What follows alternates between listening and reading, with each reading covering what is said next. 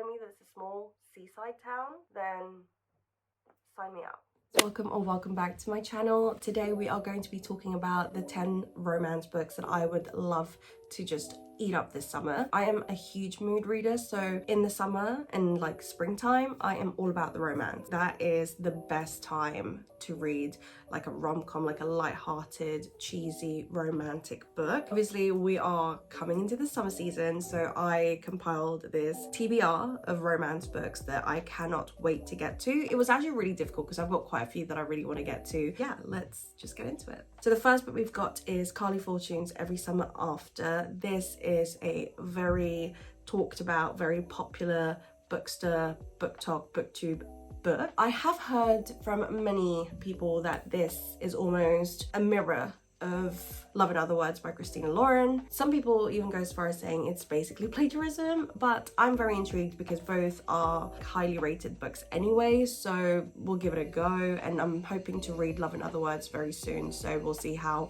they compare to each other. This is more of a romance. It's not a rom-com in a sense that it's about, I'm pretty sure they're like childhood friends to strangers, and then like she comes back to the small town that she grew up in, and then it's like a second chance romance, which I love stuff like that because it's basically like the skeleton plot of The Notebook, right? So I'm very excited to get into this, and yeah, like I said, let's see if it's really that deep, like the similarities between this and Love in Other Words. Okay, next up is another romance, but this time we have a hockey romance, guys. This is book 1 of the off-campus series. It's The Deal by Elle Kennedy. I wasn't really in my hockey romance era because like I just thought that was so specific, so niche, but people like seem to just absolutely preach about hockey romances. And then I read Icebreaker by Hannah Grace. That was a 5-star for me, and I completely got it, like to the point that I'm on like hockey talk, and like a lot of them are now also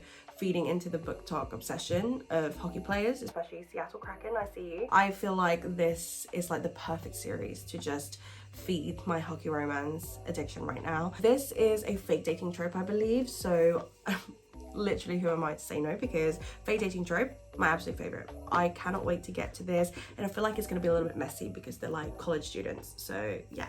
Next up, we have It Happened One Summer by Tessa Bailey. I have actually never read a Tessa Bailey book, which is crazy because she is like one of the rom-com like queens. I didn't realize that this is supposedly like inspired by Piper and Mutt from Schitt's Creek, and I am a huge Schitt's Creek fan. Piper? Alexis and Mutt.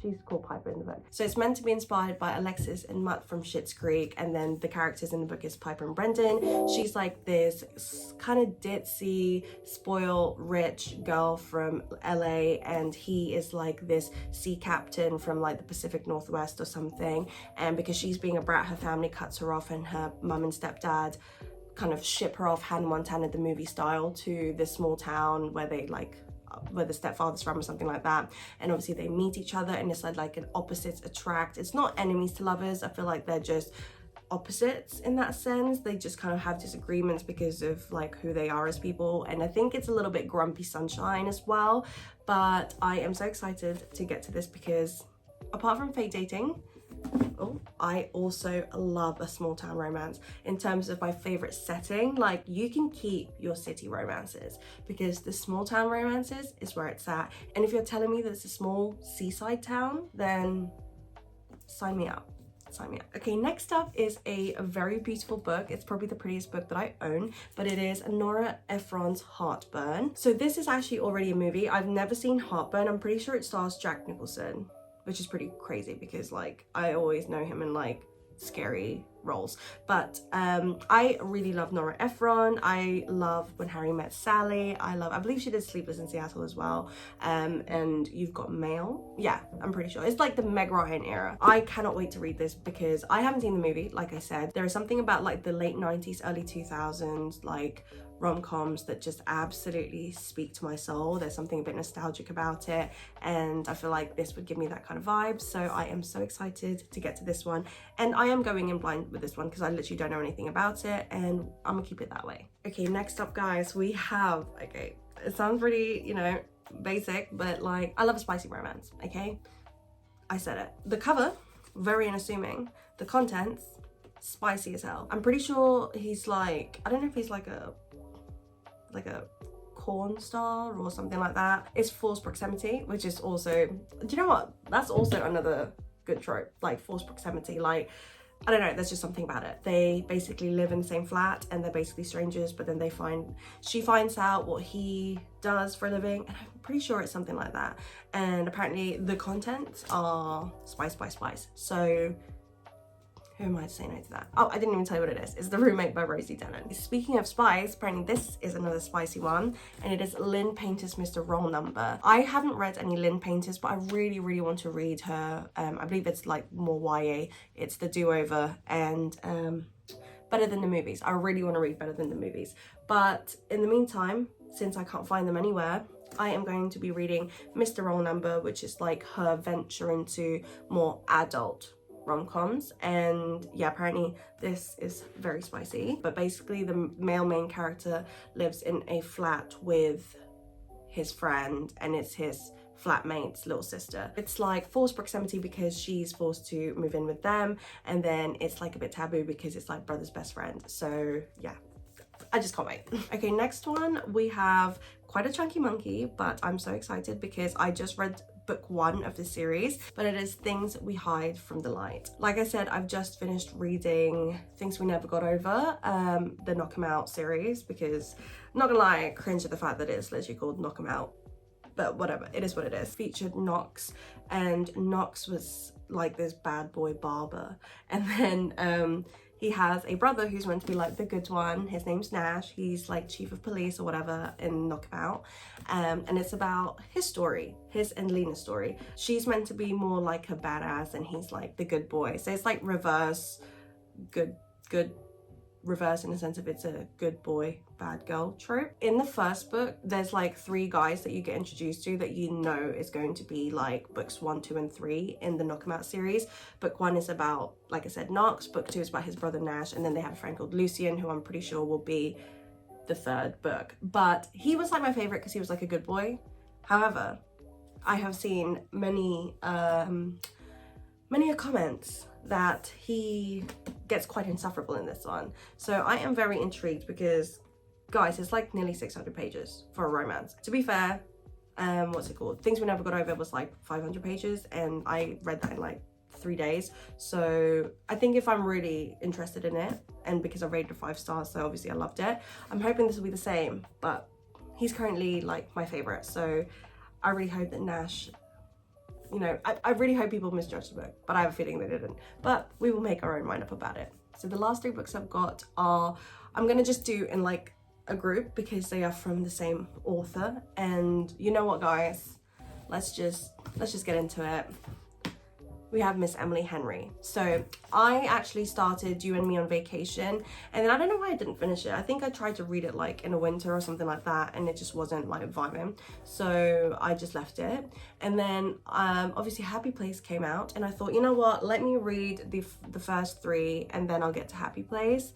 Obviously I didn't do that. I just went straight into Happy Place. And tell me, guys, why that is my favorite like rom-com. Not even rom-com, it's not rom-com, romance.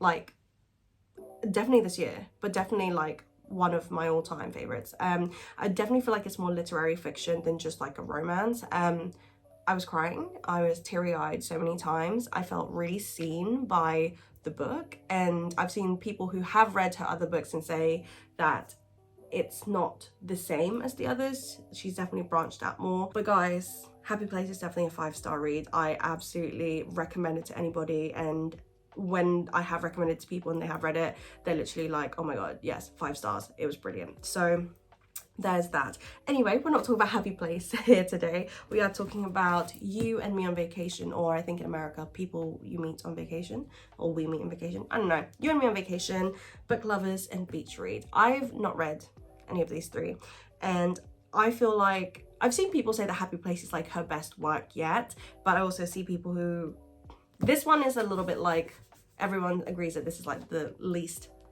favorite out of the 4, but I've seen people kind of compare Happy Place in terms of quality and enjoyment to Beach Read and Book Lovers. So I'm really invested into making sure I get through her 3 books this summer. They all just give such like summery vibes, and She is so good at being cohesive with her covers. Like, I've got a Happy Place, which is a hardcover, and I will be getting the I will be getting the paperback when it comes out, but for now, like, I'm sorry, like, I love that it is just so cohesive, looks so clean, all the height's the same, the width's the same. I love it. So although I'm pretty sure you already know because these have been like all over like the book community already, but I'm gonna go through them anyway. This follows Poppy and Alex. They have been friends or something because they shared like a ride to uni or something when they moved in, and then they made this pact where they go on holiday every year.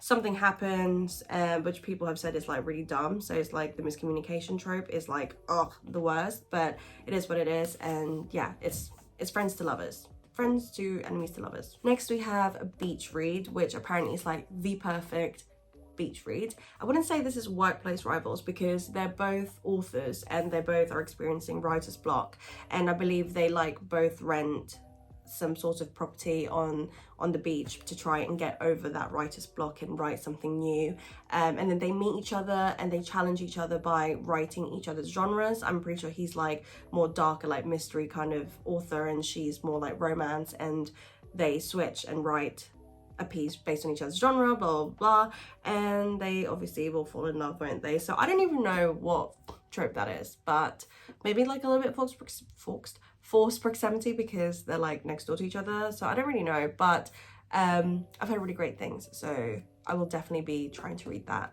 this summer. And then last but not least, guys, we have Book Lovers. The hype that this received when it was dropped last year was like crazy. Apparently it is well deserved, and I did see that Casey McQuiston, the author of One Last Stop, says Schitt's Creek for book nerds, and that's literally like perfect for me. So they are like work rivals, and it's based like in a small town, so a small town romance. So I love that extra friction added by people who are being like work rivals. I think she's a writer. Is she? Oh no, so Nora is a cutthroat literary agent and Charlie is an editor. So yeah, they have like this whole work nemesis thing going, and I love that for them. So yeah. So guys, those were the 10 books that I cannot wait to read for the summertime. If you've read any of them, do let me know. Obviously no spoilers, but yeah, I hope you guys enjoyed today's video. If you did, please do give it a thumbs up, and if you haven't yet, please subscribe to my channel, and I'll see you guys next time. Bye.